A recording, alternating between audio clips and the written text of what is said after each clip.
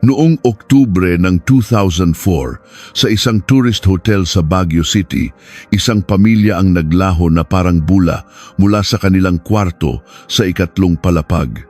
Ang pamilya ay binubuo ni Ramon Santos, isang 49 taong gulang na ahente ng segunda manong sasakyan, ang kanyang asawa at ang kanilang anak na babae na kagagraduate lang sa kolehiyo. Ito sana ay isang masayang family trip bago ang undas. Ngunit walang sinuman ang nakakita sa kanila na umalis ng hotel. Ang kanilang mga gamit, ang kanilang sasakyan, walang anumang bakas na naiwan. Sila'y naglaho na parang hangin. Hinalughog ng pulisya ang buong Baguio, ngunit walang natagpo ang anumang lead o saksi. Noong 2004, bibihira pa ang CCTV at ang teknolohiya sa pag-trace ng lokasyon ng cellphone ay hindi pa kasing unlad ngayon. Ang kaso ay unti-unting naging isang malaking misteryo at ang interes ng media ay dahan-dahang nawala. Lumipas ang 7 taon. Isang araw, habang isinasailalim sa renovation ang luma at halos nalugi ng hotel, isang construction worker na nagtatanggal ng kisame sa isang kwarto sa ikatlong palapag ang nakadiskubre ng isang matigas na bagay. Sa maliit na espasyo sa loob ng kisame, mayroong isang bag na nababalot na sa alikabok. At sa loob ng bag na iyon, naroon pa rin ang mga gamit ng pamilyang naglaho 7 taon na ang nakalilipas.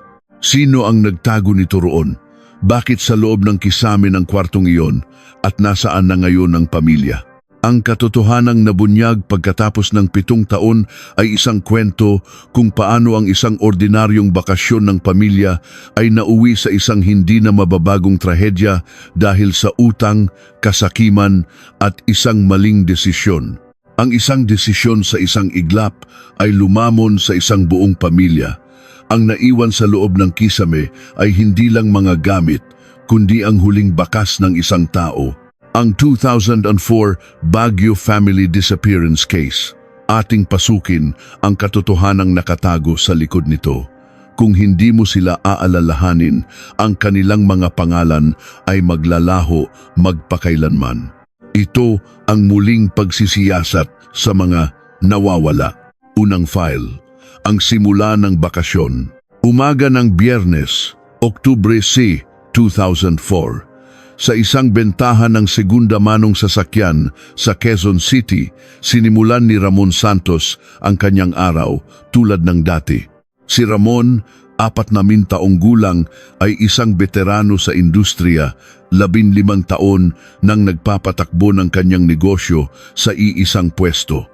Kilala siya ng kanyang mga suki bilang isang tapat at masusing negosyante. Ngunit, ang taong 2004 ay isang mahirap na taon para kay Ramon. Mula pa noong unang bahagi ng taon, humina ang merkado ng segunda manong sasakyan, bumagsak ang kanyang benta at naipon ang mga sasakyang hindi nabebenta. Lumaki rin ang kanyang mga utang sa mga supplier at naging pabigat ang interes sa utang sa bangko. Sa kabila nito, patuloy na nagtrabaho ng tahimik si Ramon para sa kanyang pamilya. Hindi siya maaaring sumuko. Nang hapong iyon, biglang tinawagan ni Ramon ang kanyang asawang si Elena Santos at nag-alok na magbakasyon sila sa Baguio para sa darating na undas. Naisip niyang paraan din ito para makapag-relax ang kanilang anak na si Isabel na nahihirapan sa paghahanap ng trabaho. Nagulat si Elena. Bihirang magaya ng bakasyon ang kanyang asawa. Si Elena, 16 taong gulang, ay nagtatrabaho bilang part-time sa isang maliit na grocery store sa kanilang lugar para makatulong sa gastusin. Dahil sa kanyang pagiging praktikal, alam niyang may pinagdadaanan ng negosyo ng kanyang asawa, ngunit naisip niyang hindi masama ang isang family trip. Gabi na nang umuwi si Ramon at sinabi ang plano sa kanilang anak na si Isabel. Si Isabel, 23 taong gulang, ay kagagraduate lang ng Business Administration at kasalukuyang naghahanap ng trabaho. Dahil sa kanyang pagiging masipag at responsable, maganda ang tingin sa kanya ng mga tao sa paligid niya. Nang iminungkahi ng kanyang ama ang pagpunta sa Baguio, Sandali siyang nag-atubili. Kailangan niyang maghanda para sa isang job interview sa susunod na linggo. Ngunit sa isiping matagal na silang hindi nagsasama-sama bilang isang pamilya, pumayag na rin siya. Umaga ng Sabado, Oktubre 2, maagang umalis ng bahay ang pamilya Santos, lulan ng puting Toyota Revo na minamaneho ni Ramon. Simple lang ang kanilang mga dala. Para sa isang overnight trip, hindi nila kailangan ng maraming gamit. Naghanda si Elena ng baong kanin at adobo, habang si Isabel naman ay nagdala ng kanyang kamera. Bandang 9:09 ng umaga, umalis sila ng Maynila at tinahak ang North Luzon Expressway patungong Hilaga. Sa parehong oras sa Baguio, si Victor De Leon ay nasa lobby ng kanyang tourist hotel kasama ang kanyang mga staff para sa paghahanda sa undas. Si Victor, 52 taong gulang, ay isang negosyanteng 10 taon nang nagpapatakbo ng isang mid-range na hotel na may 50 kwarto, na karaniwang tinutuluyan ng mga turistang galing sa malayo. Ngunit sa mga nagdaang taon, dahil sa paghina ng turismo sa Baguio, naging mahirap ang pagpapatakbo ng hotel. Ang kanyang mga pinasukang ibang negosyo ay pawang nalugi, kaya't ang kalagayang pinansyal ni Victor ay lalong lumala. Ilang taon na ring may sideline si Victor, ang pagpapautang na may mataas na interes o ang tinatawag na 5,006. Ito ay isang negosyong nasa pagitan ng legal at illegal. Isa sa kanyang mga kliyente ay si Ramon Santos. 2 taon na ang nakalipas, nangailangan ng puhunan si Ramon at umutang ng 11,500 kay Victor. Akala niya noon ay mababayaran niya ito sa loob lang ng ilang buwan. Ngunit dahil sa patuloy na paghina ng bentahan ng sasakyan, hindi na niya mabayaran kahit ang interes, lalo na ang prinsipal. Sa mga nakalipas na buwan, lalong ginipit ni Victor si Ramon. Palagi siyang tumatawag at minsan ay nagbabanta pa. Hiningi niya na bayaran ang kahit 100,000 bago matapos ang linggo, kung hindi ay pupuntahan niya ang pamilya nito para maningil. Sinubukan ni Ramon na mangutang sa kung saan-saan, ngunit walang nagpahiram sa kanya. Maging ang bangko at mga kaibigan ay tumanggi. Gabi ng Oktubre 1, tumawag muli si Victor. Isang alok ang kanyang ibinigay. Kung pupunta si Ramon sa Baguio kasama ang kanyang pamilya, pag-uusapan daw nila ulit ang mga kondisyon ng pagbabayad. Matagal na nag-isip si Ramon, ngunit wala na siyang ibang pagpipilian. Sa pag-asang baka nga palawigin nito ang kanyang palugit, tinanggap niya ang alok ni Victor. Ito ang tunay na dahilan kung bakit niya inaya ang kanyang pamilya sa isang biglaang bakasyon. Bandang 1:00 ng hapon, nakalabas na ng NLEX ang pamilya Santos. Plano nilang bisitahin muna ang Burnham Park at maglakad-lakad sa Session Road bago mag-check-in sa hotel pagsapit ng gabi. Tuwang-tuwa sina Elena at Isabel sa kanilang matagal nang hindi nangyayaring family trip. Puno ng tawanan ang loob ng sasakyan, ngunit ang mukha ni Ramon na siyang nagmamaneho ay nanatiling seryoso. Buong hapon, namasyal ang pamilya sa iba't ibang lugar sa Baguio. Kumuha sila ng mga litrato sa Burnham Park at nag-post sa harap ng Baguio Cathedral. Puno ng masasayang alaala ang kamerang dala ni Isabel. Pagsapit ng gabi, dinala ni Ramon ang kanyang pamilya sa tourist hotel na pag-aari ni Victor De Leon. Medyo malayo ito sa sentro ng syudad, sa isang tahimik na lugar. Alas 10:30 ng gabi, dumating ang pamilya Santos sa lobby ng hotel. Naalala pa ni Maria, ang receptionist noon, ang mga pangyayari. Pumasok po yung 3 magpapamilya. Yung tatay mukhang problemado, pero yung nanay at anak na babae mukhang relax lang. Ngunit may kakaiba sa proseso ng kanilang pag-check-in. Karaniwan, sa front desk nagpaparehistro ang mga bisita, pero ng araw na iyon, ang may-ari mismo, si Victor De Leon, ang personal na sumalubong sa kanila at nag-asikaso. Dinala ni Victor ang pamilya Santos sa isang kwarto sa dulo ng 3 palapag, room 305. Sinabi niyang sagot na niya ang hapunan nila, kaya't magpahinga muna sila at bumaba sa restaurant bandang alas 8. Tumango si Ramon, ngunit hindi maitago ang kaba sa kanyang mukha. Samantala, masayang tiningnan nina Elena at Isabel ang malinis at maayos na kwarto. Makalipas ang alas 8 ng gabi, naghapunan ang pamilya Santos kasama si Victor de Leon sa restaurant sa unang palapag ng hotel. Sa panlabas, mukhang masaya ang kanilang salusalo, ngunit may tensyong namamagitan kina Ramon at Victor. Paminsan-minsan, may mga makahulugang salitang binibitawan si Victor. Ang pamilya ang pinakamahalaga, di ba? Gagawin mo ang lahat para sa kanila. Pagkatapos ng hapunan, sinabi ni Victor kay Ramon na kailangan nilang mag-usap ng masinsinan at inaya siya sa kanyang opisina. Pag-uusapan daw nila ang tungkol sa utang.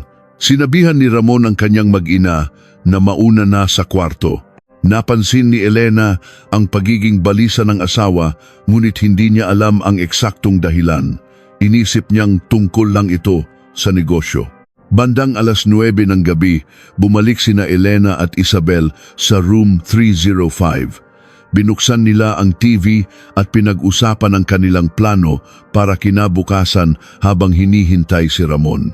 Ngunit lumipas ang oras, hindi pa rin bumabalik si Ramon. Lumipas ang 30 minutos, 1 oras. Nagsimula ng kabahan si Elena. Biglang bumukas ang pinto ng kwarto. Hindi si Ramon ang pumasok, kundi si Victor de Leon. Iba na ang itsura niya kumpara noong naghahapunan sila. Sinabi niyang may mahalaga silang pag-uusapan kasama ang asawa niya, kaya kailangan nilang sumama. Nang tanungin ni Elena kung nasaan ang kanyang asawa, hindi sumagot si Victor at sa halip ay binuksan ng maluwag ang pinto. Basta sumunod na lang kayo, sabi niya. Wala tayong oras. Walang kamalay-malay, sumunod sina Elena at Isabel kay Victor palabas ng kwarto. Ngunit hindi sila papunta sa elevator. Papunta sila sa emergency exit sa dulo ng pasilyo. Naramdaman nila ang matinding kaba. Nang tanungin ni Isabel kung saan sila pupunta, hindi lumingon si Victor at nagpatuloy lang sa pag-akyat sa hagdan. Kung gusto niyong malaman, sumunod kayo. Naghihintay ang tatay niyo, sabi lang niya. Nang gabing iyon, pagkalipas ng alas 10, naging tahimik ang room 305. Walang ibang bisitang dumaan sa pasilyo at bihirang umakyat sa ikatlong palapag ang mga staff ng hotel. Walang sino man ang nakakaalam kung ano talaga ang nangyari sa hotel ng gabing iyon. Ang tanging sigurado ay kinabukasan, hindi nag-check out ang pamilya Santos. Ikalawang file, walang bakas. Umaga ng Linggo, Oktubre 3, 2004. Kumatok ang staff na tagalinis ng kwarto sa pinto ng room 305, ngunit walang sumasagot. Lumampas na ang alas 11 ng umaga, ang oras ng check-out, pero wala pa ring tugon, kaya't ginamit niya ang master key para buksan ng pinto. Walang tao sa loob. May bakas na ginamit ang kama at basa ang mga tuwalya sa banyo, pero wala ang mga tao. Ang kakaiba, naiwan ang lahat ng kanilang gamit. Agad na tinawagan ng staff ang front desk. Iniulat niyang iniwan ng mga bisita sa room 305 ang kanilang mga gamit. Ngunit sa front desk, walang record na nag-check-out sila. Nang tingnan ni Maria ang CCTV, wala ring nakuhang umalis sila. Ang huling beses na nakita sila ay noong lumabas sila sa restaurant noong Sabado ng gabi. Iniulat ni Maria ang nangyari sa kanyang boss na si Victor de Leon. Nakakagulat ang naging reaksyon ni Victor, kalmado lang siya. Sinabi niyang baka naglakad-lakad lang sila sa umaga at babalik din, kaya't maghintay muna. Ngunit dumating ang hapon at hindi pa rin bumabalik ang pamilya Santos. Inutusan ni Victor ang staff na ligpitin na lang ang mga gamit sa kwarto at itago. Sa parehong oras sa Quezon City, nag-aalala na si Mang Tonyo, ang katulong na mekaniko ni Ramon Santos. Sabi ni Ramon ay babalik siya ng Lunes ng umaga, ngunit hindi ito makontak. Naka-off ang cellphone nito at walang sumasagot sa telepono sa bahay nila. Dumating ang Lunes, Oktubre 4. hindi nagbukas ang tindahan ni Ramon. Kahit anong tawag ni Mang Tonyo, hindi niya makontak si Ramon. Pagsapit ng hapon, pinuntahan ni Mang Tonyo ang bahay ni Ramon, ngunit walang tao roon. Nang gabing iyon, nagtaka na rin ang may-ari ng grocery kung saan nagtatrabaho si Elena dahil hindi ito pumasok ng walang pasabi. Martes, Oktubre 5, tinawagan ni Mang Tonyo si Miguel Santos, ang nakatatandang kapatid ni Ramon. "Sir," sabi po ni Boss Ramon, "pupunta lang siyang Baguio noong weekend, pero hanggang ngayon po hindi pa siya makontak. May alam po ba kayo?" Nagulat si Miguel. Hindi niya alam na pumunta sa Baguio ang kapatid niya. Agad siyang pumunta sa bahay ng kapatid, ngunit wala ring tao. Paulit-ulit na tinawagan ni Miguel ang cellphone ng kapatid, ngunit laging naka-off. Ganoon din ang mga telepono ni na Elena at Isabel. Isang masamang kutob ang kanyang naramdaman. Si Miguel, 30 taong gulang at isang government employee, ay agad na nagtungo sa presinto. Iniulat niya na ang pamilya ng kanyang kapatid, 3 tao, ay nagpunta sa Baguio para magbakasyon noong weekend at hindi na makontak mula noon. Sinabi ng pulis na 3 araw pa lang naman ang nakalipas at dahil matatanda na sila, maghintay pa ng ilang araw. Frustrated si Miguel. Alam niyang hindi ganoong klaseng tao ang kapatid niya, ngunit wala siyang magawa para kumbinsihin ang mga pulis. Nagpasya si Miguel na siya na mismo ang pupunta sa Baguio. Madaling araw ng Miyerkules, Oktubre 6, nagmaneho siya papuntang Baguio. Maghapon siyang umikot sa mga hotel at inn, ipinapakita ang litrato ng pamilya ng kanyang kapatid, ngunit halos lahat ay umiiling. Bandang 3:00 ng hapon, nakarating si Miguel sa isang tourist hotel na medyo malayo sa sentro, ang hotel na pag-aari ni Victor De Leon. Ipinakita niya kay Maria sa front desk ang litrato at nagtanong kung tumuloy doon ang pamilya noong nakaraang weekend. Tiningnan ni Maria ang litrato at tila nag-atubili, ngunit agad din siyang umiling. "Hindi ko po sigurado, sir. Marami po kasing bisita noong weekend, mahirap tandaan," sabi niya. Nakaramdam si Miguel ng pagdududa. Hindi natural ang reaksyon ni Maria. Sa sandaling iyon, lumabas si Victor De Leon mula sa kanyang opisina. Nang tanungin kung ano ang problema at ipaliwanag ni Miguel ang sitwasyon, umiling din si Victor. "Mukhang hindi sila tumuloy dito sa hotel ko," sabi niya. Hindi na nakapagtanong pa si Miguel. Bigong umalis siya sa hotel at nagpatuloy sa paghahanap sa ibang lugar. Ngunit wala kahit isang nakakita sa pamilya ng kanyang kapatid. Gabi na nang bumalik siya sa Maynila, pagod at walang pag-asa.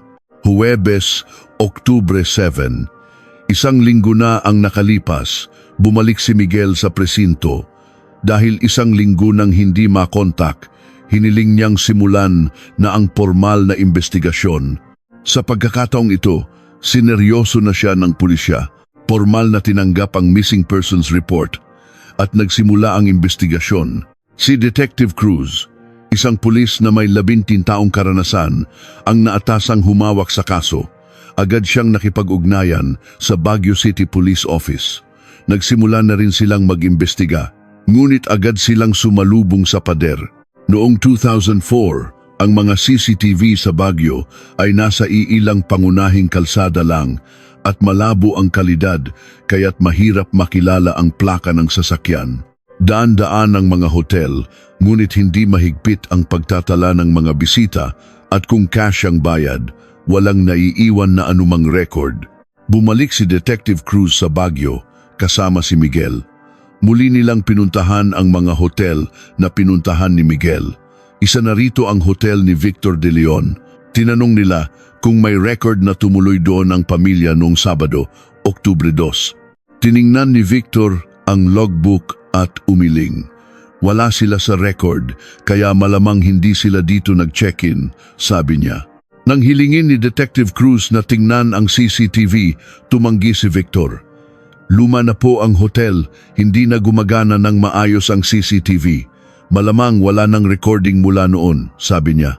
Nang suriin, totoo ngang iilan lang ang CCTV ng hotel at sira-sira pa. Kinausap din ng mga investigador ang mga staff ng hotel. Ngunit lahat sila ay nagsabing hindi nila natatandaan ang pamilya. Marami raw kasing bisita noong weekend kaya't mahirap alalahanin. Nakaramdam si Detective Cruz na may mali, ngunit wala siyang matibay na ebidensya. Hindi rin matagpuan ang sasakyan ni Ramon Santos.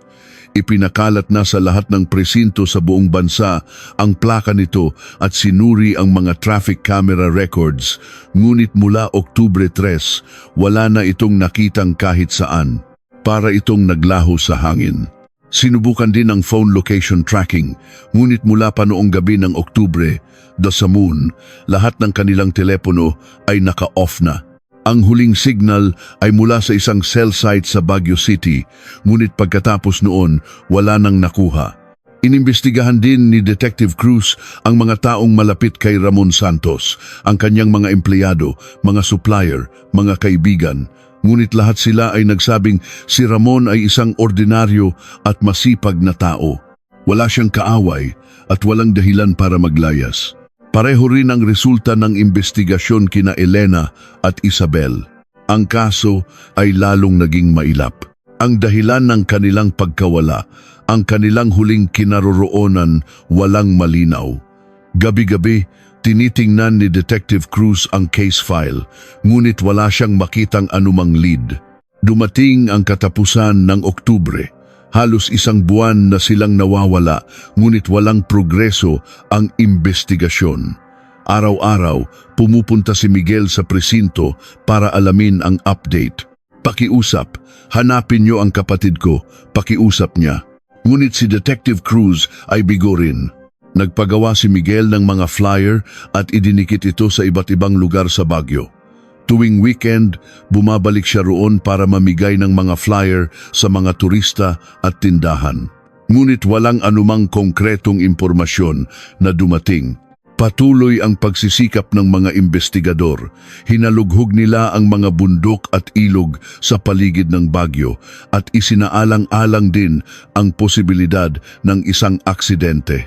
Ngunit walang natagpo ang bakas ng pamilya Santos o ng kanilang sasakyan. Ang kaso ay tuluyan nang pumasok sa isang misteryo at walang sinuman ang nakakaalam na ang huling lugar na pinuntahan nila ay ang hotel ni Victor De Leon. Ikatlong file sa gitna ng misteryo, Nobyembre 2004. Mahigit isang buwan na mula nang maglaho ang pamilya Santos, ngunit wala pa ring pag-usad ang investigasyon. Sinubukan na ni Detective Cruz ang lahat ng posibleng paraan, ngunit wala siyang mahanap na anumang lead. Nagpadala siya ng mga abiso sa lahat ng ospital at morgue sa buong bansa para tingnan kung may mga hindi pa nakikilalang bangkay. Hindi niya isinasantabi ang posibilidad na naaksidente sila at hindi pa nakikilala. Ngunit walang tumugma. Ang negosyo ni Ramon Santos ay tuluyan nang nagsara. Mahigit isang buwan nang nawawala ang may-ari at naipon na ang hindi nabayarang upa. Ang mga empleyado, kasama na si Mang Tonyo, ay humanap na ng ibang trabaho. Habang nililinis ni Miguel ang naiwang bahay ng kapatid, may natagpuan siya sa isang drawer ng lamesa, isang kopya ng kasulatan ng utang. Nakasaad dito na noong Agosto 11, 2002, umutang si Ramon ng 300,000 kay Victor De Leon ng Baguio City. Nagulat si Miguel. Hindi niya alam na may ganoon kalaking utang ang kanyang kapatid. Agad niyang tinawagan si Detective Cruz. Sinabi niyang may malaking utang ang kapatid niya sa isang taga Baguio na nagngangalang Victor De Leon at hiniling na imbestigahan kung may kaugnayan ito sa kanilang pagkawala. Dala ang kasulatan ng utang, nagpasya si Detective Cruz na formal nang imbestigahan si Victor De Leon. Isang bagong lead ang lumitaw. Kalagitnaan ng Nobyembre, formal na ipinatawag si Victor De Leon. Kalmado niyang inamin na nagpautang nga siya, ilang taon na ang nakalipas. Nang tanungin kung nakipagkita ba siya kay Ramon noong unang bahagi ng Oktubre nang pumunta ito sa Baguio kasama ang pamilya, mariin siyang umiling. Wala akong alam diyan. Hindi ko nga alam na pumunta sila ng Baguio, sabi niya. Nagtanong pa si Detective Cruz. Hindi ba kayo nag-usap bago sila mawala? Sandaling nag-isip si Victor bago sumagot. Minsan-minsan, tumatawag ako para maningil, mga 1 beses o 2 beses sa 1 buwan, pero hindi ako tumawag noong Oktubre, sabi niya. Muling sinuri ni Detective Cruz ang mga talaan ng bisita sa hotel ni Victor. Pinag-aralan niyang mabuti ang mga record para sa Sabado, Oktubre 2, ngunit wala ang pangalan ng pamilya Santos. Sigurado ka bang hindi sila tumuloy dito? Muling tanong niya. Matigas si Victor. Wala sila dito. Kung tumuloy sila, dapat may record. Ilang oras tumagal ang interogasyon, ngunit walang kontradiksyon sa mga sinabi ni Victor. Nagpautang siya, hindi pa nababayaran. Paminsan-minsan naniningil, pero hindi sila nagkita noong Oktubre. May duda pa rin si Detective Cruz, ngunit wala siyang ebidensya. Wala siyang dahilan para pigilan pa si Victor. Huling bahagi ng Nobyembre, may isa pang impormasyong dumating kay Miguel, ang resulta ng pagsusuri sa call records ng cellphone ng kanyang kapatid.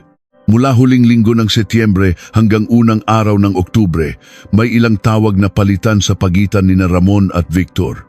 Partikular, noong gabi ng Biyernes, Oktubre 1, may isang 12 minutong tawag. Ito ay bago mismo imungkahi ni Ramon ang family trip. Nang harapin si Victor tungkol dito, sinabi niyang tawag lang iyon para maningil at hindi niya inaya si Ramon na pumunta sa Baguio. Walang recording ng tawag at kung itatanggi ito ni Victor, walang paraan para patunayan. Pagsapit ng Disyembre, sa loob ng PNP, may mga nagmungkahi na dahil 2 buwan nang walang resulta, dapat na itong ituring na isang cold case. Ayaw sumuko ni Detective Cruz, ngunit nararamdaman niya ang limitasyon ng sitwasyon. Si Miguel lang ang hindi sumusuko. Linggo-linggo siyang bumabalik sa Baguio, nagdidikit ng mga flyer at nagtatanong sa mga tao. Nakita niyo po ba ang pamilyang ito noong unang bahagi ng Oktubre? Pakiusap, anumang impormasyon, ipagbigay alam niyo sa akin. Ngunit walang malinaw na impormasyon ang dumating. Enero 2005, bagong taon. 3 buwan na mula nang mawala ang pamilya Santos. Muling sinuri ni Detective Cruz ang case file mula simula. Mayroon ba siyang nakaligtaang detalye? May iba pa bang paraan para tingnan ang kaso?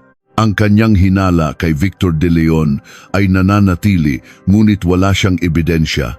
Ang kasulatan ng utang at mga call records ay hindi sapat para patunayan ang isang krimen. Patuloy na tumulong ang pulisya ng Baguio, ngunit walang bagong impormasyong lumabas. Hinalughog nila ang paligid ng hotel ni Victor at muling kinausap ang mga empleyado, ngunit pareho lang ang kanilang mga sagot. Hindi nila nakita ang pamilya. Ang mga CCTV footage ay matagal nang nabura. Marso, nabawasan na ang mga investigador sa kaso dahil sa ibang mga krimen. Paminsan-minsan, tinitingnan ni Detective Cruz ang kaso, ngunit walang bagong lead na lumitaw. Hindi pa rin sumusuko si Miguel. Nagbabakasyon siya sa trabaho para manatili ng ilang araw sa Baguio at hanapin ang kapatid. Madalas siyang naglalakad sa paligid ng hotel ni Victor, umaasang may makikitang kahit anong pahiwatig. Ngunit kapag nakikita siya ni Victor, iritado itong nagbabanta na tatawag ng pulis. Hindi pumunta dito ang kapatid mo. Kung magpapatuloy ka, idedemanda kita for harassment. Lumipas ang 6 na buwan, Abril 2005. Formal nang inilagay sa kategorya ng cold case ang pagkawala ng pamilya Santos. Huling kinausap ni Detective Cruz si Miguel at humingi ng paumanhin. Ginawa namin ang lahat, pero pasensya na, wala kaming mahanap na lead, sabi niya. Pero hindi ibig sabihin na sarado na ang kaso. Kapag may bagong impormasyon, agad naming bubuksan ulit ang investigasyon.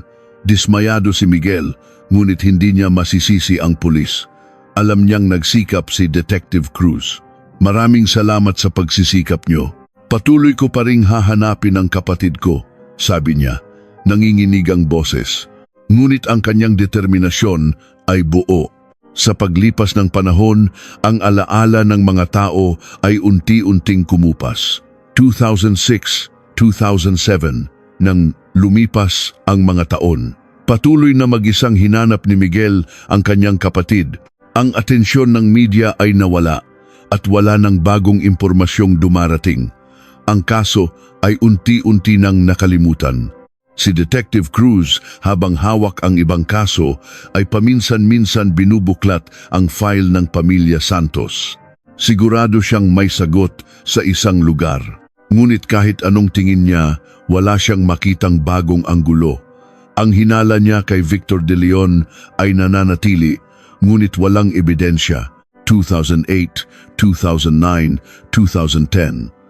Ang determinasyon ni Miguel ay hindi nagbago. Ngunit minsan ay kailangan niyang tanggapin ang malupit na katotohanan na baka hindi na malutas ang kaso. Ang mapait na katotohanan na hindi lahat ng krimen ay nabibigyan ng hustisya. Ang oras ay malupit na nagpatuloy sa paglipas. Ngunit walang sinuman ang nakakaalam na sa tagsibol ng 26/11 lahat ay magbabago, na ang katotohanang nakatago sa loob ng 7 taon ay mabubunyag at ang katotohanang iyon ay magsisimula sa loob ng kisame ng isang lalaki. Itinatago ng panahon ng katotohanan, ngunit hindi nito kayang ibaon ito magpakailanman. Ika-4 na file, atensyon ng media, Mayo 2005.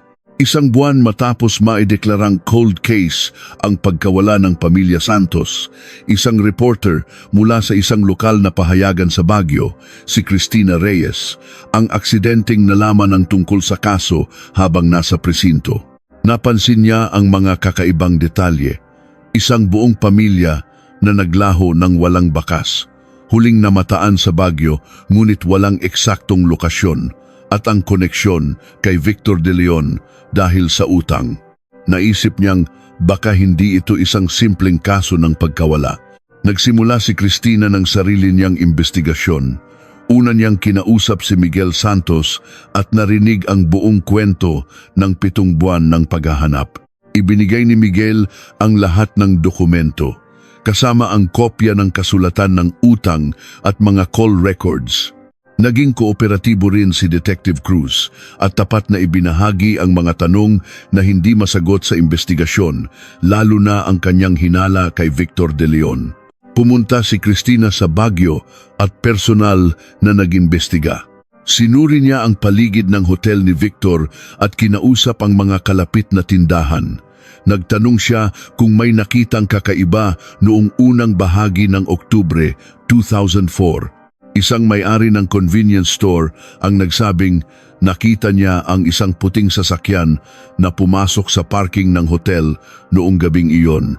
Ngunit dahil 7 buwan na ang nakalipas, hindi na siya sigurado. Sinubukan din ni Cristina na interviewin si Victor De Leon. Pumunta siya sa hotel at humiling ng panayam, ngunit mariin itong tumanggi.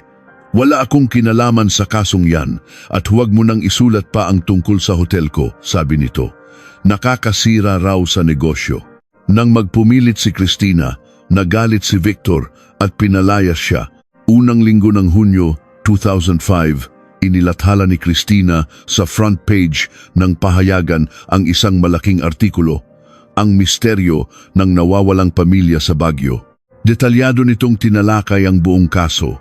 Ang huling mga sandali ng pamilya Santos, ang utang kay Victor De Leon at ang investigasyong walang patutunguhan. Naging malaking balita ang artikulo at hindi nagtagal, sinundan ito ng mga malalaking media outlets sa Maynila.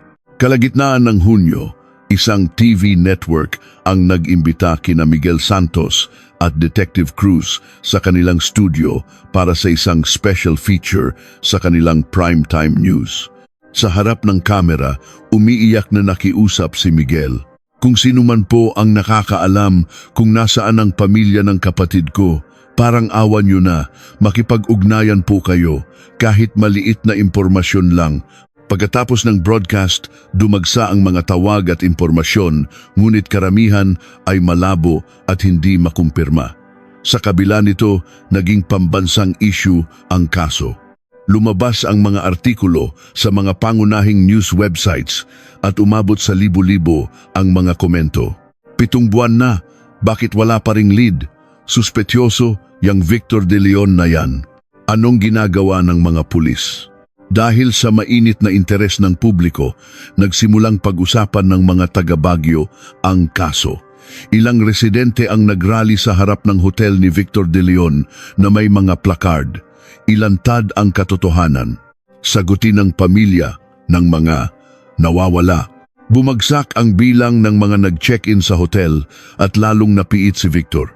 Hulyo, sinimulan ni Cristina ang isang serye ng mga artikulo na pinamagatang Sa Paghahanap sa Nawawalang Pamilya. Linggo-linggo, naglalabas siya ng malalimang ulat. Tinuntun niya ang nakaraan ni Ramon Santos at muling binuo ang buhay ni na Elena at Isabel. Ipinakita niya kung gaano sila kasimple at kasayang pamilya. Sinuri din ni Cristina ang pagkatao ni Victor De Leon, ang kanyang mga negosyo, kalagayang pinansyal at mga alegasyon ng pagiging loan shark. Ngunit wala siyang mahanap na matibay na ebidensya. Nagbanta si Victor na idedemanda siya for libel dahil sa paninira ng walang ebidensya. Kalagitnaan ng Agosto, isang cable channel ang gumawa ng isang 30 minutong dokumentaryo tungkol sa kaso na pinamagatang Investigative Chronicles, ang pamilyang naglaho sa Baguio. Muli nitong binuo ang mga pangyayari at in-interview ang mga sangkot. Lumabas sa programa sina Miguel, Detective Cruz at Cristina Reyes. Ipinakita rin sa programa ang hotel ni Victor na kinunan mula sa malayo. Ang sabi ng narrator, ang hotel na ito ang maaaring may hawak ng huling susi sa misteryo. Kinabukasan, nag-ingay ang online world. Naglabasan ang mga analysis sa mga forum at blog. May mga netizen na nag-imbestiga sa nakaraan ni Victor, naghahanap ng ibang mga biktima. May mga nagsabing sigurado silang si Victor ang may kasalanan, habang ang iba naman ay nag-iingat, sinasabing mapanganib ang mag-akusa ng walang ebidensya. Dahil sa atensyon ng media, napilitan ding kumilos ang pulisya ng Baguio. Hinimok sila ng publiko at media na lutasin ang kaso. Inayos muli ng hepe ng pulisya ang investigation team at nagdagdag ng mga tauhan. Bumalik si Detective Cruz sa Baguio para makipagtulungan sa lokal na pulisya. Unang bahagi ng Setyembre, kumuha ng search warrant ang investigation team at sa pilitang hinalughog ang hotel ni Victor De Leon. Ngunit wala silang natagpuang anumang ebidensya. Sa buong proseso, hindi maitago ni Victor ang kanyang pagkainis. Kailangan pa ba talagang gawin to? Wala akong kasalanan, pero sinisira niyo ang negosyo ko, reklamo niya. Muling inimbestigahan ang mga empleyado, ngunit pare-pareho lang ang kanilang sagot. Hindi nila nakita ang pamilya. Dumating ang Oktubre, eksaktong 1 taon na mula nang mangyari ang insidente. Naghanda si Cristina ng isang special anniversary article. 1 taon na, ang nawawalang pamilya ay misteryo pa rin. Muli nitong binuod ang investigasyon at ang mga tanong na hindi pa rin nasasagot. Muling nabuhay ang interes ng publiko. Nag-organisa si Miguel ng isang tahimik na prayer vigil sa isang maliit na simbahan sa Baguio. Dumalo ang mga kaibigan ni Ramon, mga katrabaho ni Elena at mga kabatch ni Isabel sa kolehiyo. Dumalo rin sina Cristina Reyes at Detective Cruz. Ito ay isang sandali ng pag-alala sa nawawalang pamilya. Pagkatapos ng vigil, nagsagawa si Miguel ng isang press conference. 1 taon na ang nakalipas pero hindi ako susuko, sabi niya. Hahanapin ko ang katotohanan kung nasaan ang pamilya ng kapatid ko. Hinihiling ko ang patuloy na suporta ng media at ng publiko. Ngunit sa paglipas ng panahon, muling humupa ang atensyon ng media. Pagsapit ng 2006, ang kaso ay unti-unti nang nawala sa alaala ng mga tao. Patuloy pa rin itong sinubaybayan ni Cristina, ngunit ang kaya na lang niyang gawin ay magsulat ng follow-up article tuwing 6 na buwan. Ang mga artikulong walang bagong impormasyon ay hindi na gaanong pumupukaw ng interes. 2007, 2008, lumipas ang mga taon. Halos hindi na nababanggit sa media ang kaso. Si Cristina na lang ang nagsusulat ng isang maikling artikulo taon-taon, ang hindi pa nalulutas na kaso ng nawawalang pamilya sa Baguio.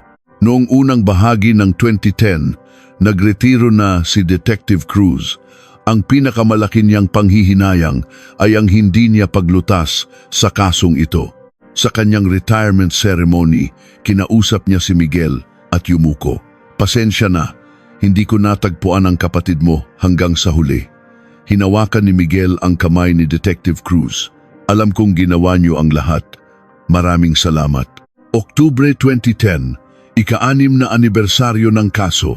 Nagdaos muli si Miguel ng isang maliit na prayer vigil.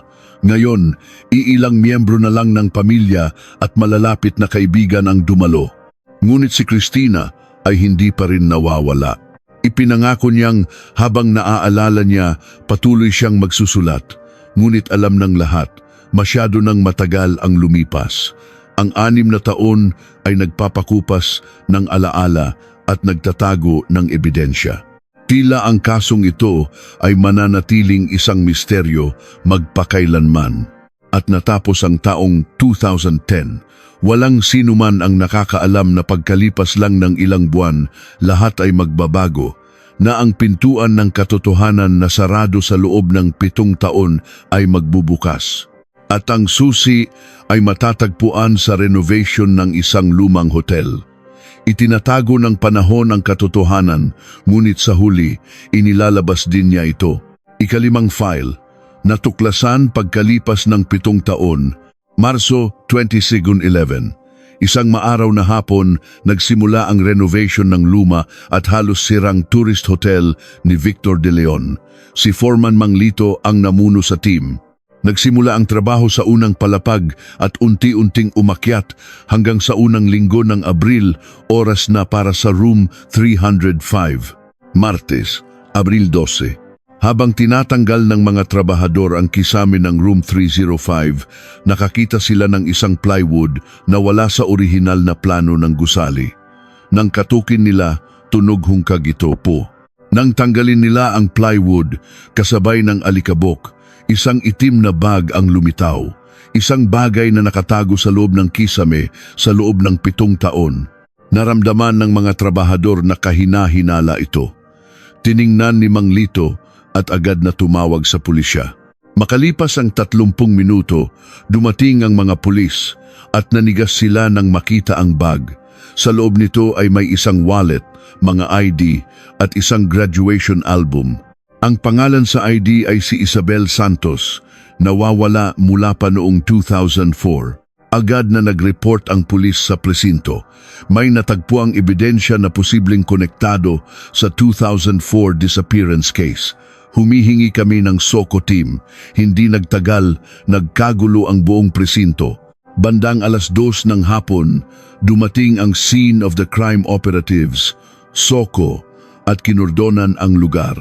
Ang espasyo sa loob ng kisame na may sukat na halos 1 metro ay halatang sadyang ginawa. Wala ito sa orihinal na disenyo ng gusali. Sa loob ng bag ay naroon ang graduation album ni Isabel, mga credit card at lisensya ni Ramon Santos at mga litrato ng pamilya. Kumuha ang SOCO ng mga fingerprint at DNA sample mula sa mga gamit at sa espasyo sa kisame at ipinadala sa crime lab. Gabi na nang mabalitaan ni Miguel Santos ang nangyari at agad na pumunta sa lugar. Nang ipakita sa kanya ng mga pulis ang mga gamit, napaupo siya. Walang duda, pag-aari ito ng kanyang kapatid at pamangkin. 7 taon. 7 taon akong naghintay. Nandito lang pala sila, umiiyak na sabi ni Miguel habang nakatingin sa kisame ng room 305.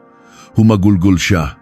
Ang ebidensyang matagal na niyang hinahanap ay nasa loob lang pala ng kisame ng hotel na ito. Pinakalma ng mga pulis si Miguel at nangakong malalaman din ang katotohanan. Agad ding dumating si Cristina Reyes para mag-cover ng balita. Ito na ang pinakahihintay na breakthrough sa loob ng 7 taon. Si Victor De Leon ay nasa kanyang opisina, namumutla habang pinapanood ang mga pangyayari. Nang lapitan siya ng mga pulis para tanungin, halata ang kanyang pagkataranta. Wala akong alam diyan. Hindi ko alam na may ganyan sa Kisame, iginiit niya. Ngunit ang tingin ng mga pulis ay malamig at matalim. Kinabukasan, lahat ng pahayagan ay ito ang headline, ebidensya sa 7 taong nawawalang pamilya, natagpuan sa kisame ng hotel, nakagugulat na pagkakatuklas sa ginagawang renovation sa Baguio Hotel. Ito rin ang breaking news sa TV. Pagkalipas ng 7 taon, muling naging pambansang usapin ang kaso, ang resulta ng pagsusuri ng SOCO. Ang mga fingerprint at DNA ay tumugma kina Isabel at Ramon Santos. Walang duda, mga gamit ito ng nawawalang pamilya. Ang espasyo sa Kisame ay ginawa noong bandang tag-init ng 2004, eksaktong panahon ng kanilang pagkawala. Masyadong magaspang ang pagkakagawa. Halatang minadali, agad na bumuo ng isang special investigation team ang Baguio City Police. Si Police Captain Angela Santiago, isang veteranang investigador na may 15 taong karanasan, ang namuno. Nangako siyang kahit 7 taon na ang nakalipas, ilalabas niya ang katotohanan. Unang ginawa ni Captain Santiago ay suriin ang lahat ng records ng investigasyon 7 taon na ang nakalipas. Binasa niya ang lahat ng dokumentong iniwan ng retiradong si Detective Cruz. Nakatuon ang kanyang pansin sa mga tala tungkol kay Victor De Leon.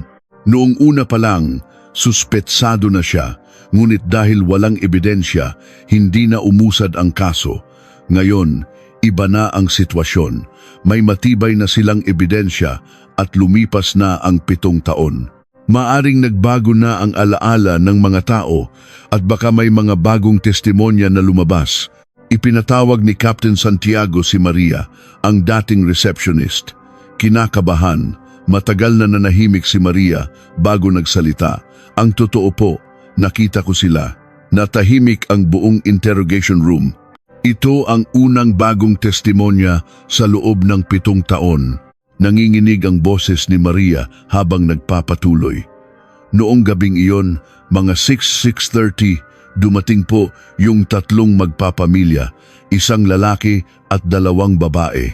Yung boss po namin mismo ang sumalubong at nag-asikaso sa kanila. Nang tanungin ni Captain Santiago kung bakit hindi niya ito sinabi noon, yumuko si Maria. Natakot po ako, sagot niya. Sinabihan po ako ni Sir Victor na huwag akong magsasalita kahit kanino. Kung may magtanong daw na pulis, sabihin kong wala akong alam. Kung hindi, malalagot daw ako sa kanya. Nagpatuloy ang testimonya ni Maria. Noong gabing iyon, bandang 8:00, tinawag daw siya ni Victor at binigyan ng isang espesyal na utos. Gawin mong parang hindi nag-check-in ang bisita sa room 305. Burahin mo sa logbook at huwag mong sasabihin kahit kanino. Nagtaka si Maria, pero sinunod na lang niya ang utos ng kanyang boss. Ano pa ang nangyari? Tanong ni Captain Santiago. Naalala ni Maria, noong gabing iyon, mga 10:00, bigla kaming pinababa lahat ni Sir Victor sa first floor. Bawal daw kaming umakyat sa 3rd floor. May kakaiba rin daw kinabukasan. Kahit walang tao sa room 305, may nakalagay na "Do Not Disturb" sign at sa loob ng ilang araw, walang sinuman ang pinayagang pumasok. Pagkalipas ng 1 linggo, si Victor mismo ang naglinis ng kwarto at bawal pumasok ang mga staff. Ang testimonya ni Maria ay nagdugtong-dugtong sa mga piraso ng puzzle. Siguradong nasa hotel ang pamilya Santos at sinubukan ni Victor De Leon na burahin ang lahat ng bakas. Kinausap din isa-isa ni Captain Santiago ang ibang mga empleyado. Ang security guard na naka-duty noon ay may bagong testimonya. Noong gabing iyon, mga 11:00, may narinig akong malakas na kalabog mula sa 3rd floor. Parang may nagbabagsakan at mga boses ng tao, sabi niya. Aakyatin ko sana pero pinigilan ako ni Sir Victor. Sabi niya, wala lang yun, wag kong pansinin. Habang dumarami ang testimonya, unti-unting nabubuo ang larawan ng kung ano ang nangyari sa hotel ng gabing iyon. Formal nang ipinatawag ni Captain Santiago si Victor De Leon.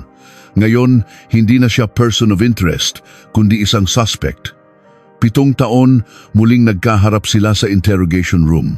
Sinubukan ni Victor na manatiling kalmado, ngunit hindi niya maitago ang pagpapawis. Ika-6 na file, pagbabago ng mga salaysay. Kalagitnaan ng Abril 22, 11, sinimulan ni Captain Santiago ang masusing interogasyon kay Victor De Leon. Hindi tulad 7 taon na ang nakalipas, ngayon ay mayroon na siyang matibay na ebidensya at mga testimonya. Iginiit ni Victor na wala siyang alam sa mga gamit sa kisame. Nang ipakita sa kanya ang testimonya ni Maria, sinabi niyang sinungaling ito. Kinabukasan, bumalik siya kasama ang isang abogado at mariing itinanggi ang lahat ng akusasyon. Ayon sa abogado, ang mga testimonya ng mga staff ay maaaring distorted memories dahil 7 taon na ang nakalipas. Hinahanap ni Captain Santiago ang mga taong nagtrabaho sa hotel noong 2004. Natagpuan niya si Mang Ben, isang electrician.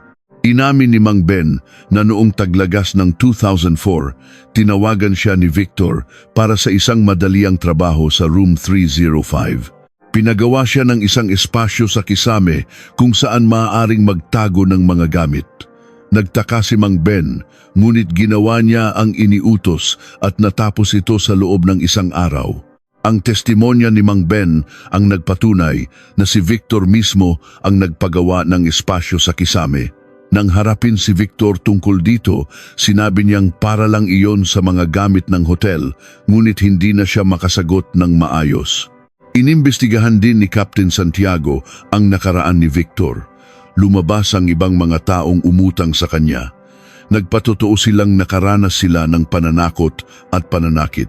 Napatunayang si Victor ay isang marahas na loan shark. Kapag hindi nakakabayad, pinagbabantaan niya ang pamilya at may mga pagkakataong nananakit talaga siya. Huling linggo ng Abril, isang hindi inaasahang tao ang pumunta sa presinto, si Michael De Leon, ang anak ni Victor. 7 taon siyang nagduda, ngunit ngayon lang siya nagkalakas ng loob na magsalita. Nakagugulat ang kanyang testimonya. Noong gabi ng Oktubre 14, bandang 11:00, umuwi ang kanyang ama na mas late kaysa dati. May mga pulang mantsa sa damit nito at mga galos sa kamay. Nang tanungin niya kung ano ang nangyari, sinabi ng kanyang ama na wala lang iyon at huwag siyang magsasabi kahit kanino. Sa mga sumunod na araw, hindi makatulog ng maayos ang kanyang ama at laging binabangungot. Gabi-gabi, may mga pangalang isinisigaw ito habang natutulog. Nang mabalitaan ni Michael ang tungkol sa nawawalang pamilya, nagduda siyang baka may kinalaman ang kanyang ama, ngunit hindi niya kayang kumpirmahin. Gusto kong maniwala sa tatay ko, pero hindi maalis ang duda ko, sabi niya. 7 taon niyang dinala ang dudang iyon. Nang matagpuan ang mga ebidensya sa kisame, hindi na niya kayang manahimik pa. Hindi ko na kayang itago ang katotohanan. Kapag naiisip ko, yung nawawalang pamilya, kailangan kong magsalita, sabi niya. Ito ay isang desisyon ng konsensya. Nang ipakita kay Victor De Leon ang lahat ng ebidensya at testimonya, kasama na ang sa sarili niyang anak, matagal siyang nanahimik. Sinabi niyang makikipag-usap muna siya sa kanyang abogado. Ang psychological pressure ay gumagana na. Si Miguel Santos, nang mabalitaan ito, ay napaiyak. 7 taon akong naghintay. Patuloy na iniulat ni Cristina Reyes ang bawat development at muling naging mainit ang interes ng publiko. Unang linggo ng Mayo, ipinaalam ng abogado ni Victor na handa na itong umamin. Humihiling sila ng mas mababang sentensya kapalit ng pag-amin. Mayo 10, Martes. Maputla si Victor De Leon habang nakaupo sa isang conference room sa piskalya. Nasa loob ang mga piskal, pulis at isang stenographer. Oras na para ilabas ang sikretong itinago niya sa loob ng 7 taon. Nang tanungin ng piskal kung ano ang nangyari noong gabi ng Oktubre 4, nanginginig ang boses na nagsimulang magsalita si Victor. Hindi ko sinasadya. Ang buong kwarto ay nabalot ng nakabibinging katahimikan. Ang katotohanang nakatago sa loob ng 7 taon ay malapit ng mabunyag. Ikapitong file, ang nabulgar na katotohanan. Nagsimula ang pag-amin ni Victor De Leon. Ang kanilang ugnayan ni Ramon Santos ay nagsimula sa isang ilimiyong 300,000 na utang noong 2002. Mula 2003, hindi na makabayad ng interes si Ramon kaya't naging mas mapilit si Victor. Noong 2004, halos linggo-linggo na niya itong tinatakot, ginamit ang pamilya nito. Noong Oktubre 1, inaya niya si Ramon na pumunta sa Baguio kasama ang pamilya sa pagkukunwaring pag-uusapan nila ang mga kondisyon ng utang. Ang tunay na plano niya ay gamiting hostage ang pamilya para mapilitang magbayad si Ramon. Pagkatapos ng hapunan sa kanyang opisina, hiningi ni Victor ang I-100,000. Nang sabihin ni Ramon na wala siyang pera, nagkasigawan sila. Nagbanta si Victor na hindi niya pauuwiin ang pamilya nito. Ang kanilang pagtatalo ay nauwi sa sakitan. Naghabulan sila hanggang sa pasilyo at kinaladkad ni Victor si Ramon papunta sa room 305. Nang buksan niya ang pinto, nagulat sina Elena at Isabel. Nang sabihin ni Victor na mananatili ang pamilya sa hotel dahil sa utang, sumagot si Elena na illegal detention iyon at tatawag siya ng pulis. Itinulak ni Victor si Elena. Sumugod si Ramon para protektahan ang asawa at nagpang-abot sila. Sa sobrang galit, malakas na itinulak ni Victor si Ramon. Tumama ang ulo nito sa pader at bumagsak. Sumigaw sina Elena at Isabel at dinaluhan si Ramon, ngunit hindi na ito gumagalaw. Nalagutan ito ng hininga. Nang subukang tumawag ni Elena sa pulis, inagaw ni Victor ang cellphone. Nang mapansing hindi na humihinga si Ramon, nagpanik si Victor. Nanginginig sa takot sina Elena at Isabel. Sinubukan silang takutin at suhulan ni Victor. Ngunit matigas si Elena. "Tatawag ako ng pulis!" sigaw niya at sinubukang tumakbo palabas. Hinarang siya ni Victor. Nagpambuno sila. Sa isip ni Victor, isa lang ang tumatakbo. Patay na ang isa. Kapag nag-report ang dalawa, tapos na ang buhay niya. Wala nang atrasan, lumagpas na siya sa linya. Dahil sa takot at desperasyon, gumawa si Victor ng isang desisyong hindi na mababawi. Nang hilingin ng piskal ang eksaktong detalye, matagal na nanahimik si Victor. At habang nakayuko, inamin niyang siya rin ang pumatay kina Elena at Isabel. Sa likod ng kwarto, naririnig ni Miguel Santos ang lahat. Nanginginig ang kanyang mga kamao. Ang taong 7 taon niyang pinaghihinalaan ay siya ngang pumatay sa pamilya ng kanyang kapatid. Galit, lungkot at pagkadismaya ang sabay-sabay niyang naramdaman. Nang gabing iyon, pinababa ni Victor ang lahat ng staff sa unang palapag at mag-isang nilinis ang ebidensya. Pagkalipas ng ilang araw, ipinagawa niya ang espasyo sa kisame at itinago ang mga gamit. Ang sasakyan ay ipinabenta niya sa junk shop at sinunog ang iba pang gamit. Nang tanungin ng piskal kung nasaan ang mga bangkay, itinuro ni Victor ang isang liblib na bundok sa labas ng Baguio. Mayo Dlabe, pumunta sa lugar ang mga pulis kasama si Miguel. Bandang 3:00 ng hapon, natagpuan ang 3 kalansay na magkakatabi. Ang resulta ng DNA analysis ay nagkumpirmang sina Ramon, Elena at Isabel nga ang mga ito sa lugar kung saan hinukay ang mga labi na paluhod si Miguel at humagulgol. "Mon, pasensya na. 7 taon kitang hindi nahanap." Si Cristina Reyes na nandoon din ay napaiyak. Ito ang malagim na katapusan ng kasong 7 taon niyang sinubaybayan. Si Victor De Leon ay agad na inaresto sa mga kasong murder, illegal disposal of a body at obstruction of justice. Habang isinusuot sa kanya ang posas, nakayuko lang si Victor at tahimik na sumama. Ang sikretong itinago niya sa loob ng 7 taon ay nabunyag na. Ang piskalya ay hihingi ng sentensyang habambuhay na pagkakakulong. Nagimbal ang buong bansa sa paglabas ng buong katotohanan. Isang simpleng alitan sa utang na nauwi sa isang napakalagim na trahedya. Ipinakita nito kung paano ang isang maling desisyon sa isang iglap ay maaaring magdulot ng isang napakasamang resulta. Ikawalong file, hatol ng korte at pagtatapos. Hunyo 11, 2011, nagsimula ang unang paglilitis sa Baguio City Regional Trial Court. Puno ng mga kaanak, mamamayan at media ang courtroom. Pagod at payat si Victor De Leon nang pumasok. Binasa ng piskal ang mga sakdal, murder, pagtatapo ng bangkay at pagtatago ng ebidensya noong Oktubre 2004. Nababalot ng katahimikan ng korte. Inamin ni Victor ang mga krimen. Iginiit ng piskal na ito ay planadong pagpatay, habang sinabi ng abogado ni Victor na ito ay isang aksidente, ngunit sinabi ng piskal na ang maingat na pagtatago ng ebidensya ay patunay na planado ito. Sa ikalawang paglilitis, tumestigo ang mga saksi, ang mga empleyado ng hotel, si Mang Ben na electrician at ang sariling anak ni Victor na si Michael.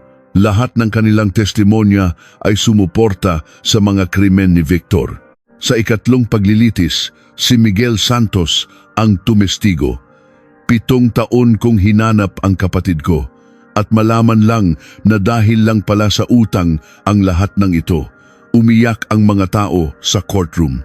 Sunod-sunod ding tumestigo ang ibang mga kaanak.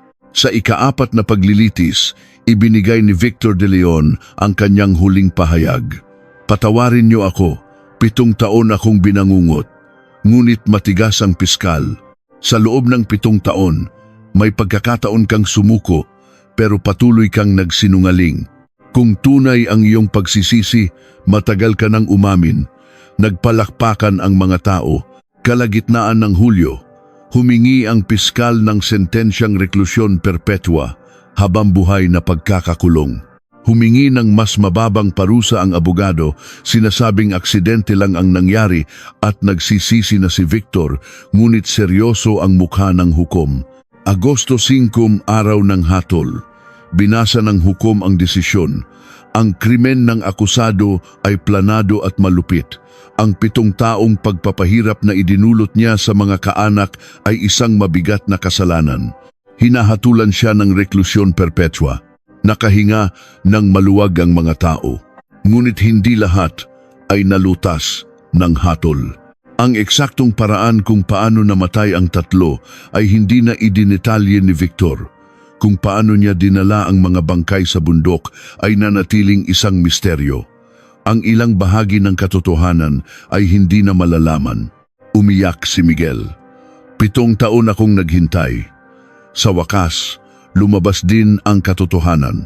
Hindi na umapela si Victor at noong huling bahagi ng Agosto, naging pinalang desisyon at inilipat na siya sa National Bilibid Prison. Unang linggo ng Setyembre, ginanap ang libing. Sa harap ng mga larawan ng pamilya, umiyak si Miguel. Mon, magpahinga na kayo. Inilibing ang pamilya Santos sa kanilang probinsya. Nalutas na ang kaso. Ngunit para kay Miguel, walang tunay na kapanatagan. 7 taon siyang naghintay, ngunit hindi na bumalik ang kanyang kapatid. Kahit lumabas na ang katotohanan, hindi nito mabubura ang sakit ng pagkawala. Gabi-gabi, naalala ni Miguel ang mga sana. Sana mas binigyan niya ng pansin ang tawag ng kapatid. Sana nalaman niya ang problema nito sa pera. Sana mas masusin niyang inimbestigahan ang hotel ni Victor noong una siyang pumunta sa Baguio. Maraming pagsisisi ang bumabagabag sa kanya. Ang trahedya ng isang pamilya ay nagtapos na. Lumabas ang katotohanan, ngunit hindi na maibabalik ang mga nawala.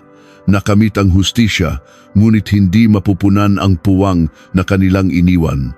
Iyan ang mapait na katapusan ng 2004 Baguio Family Disappearance Case.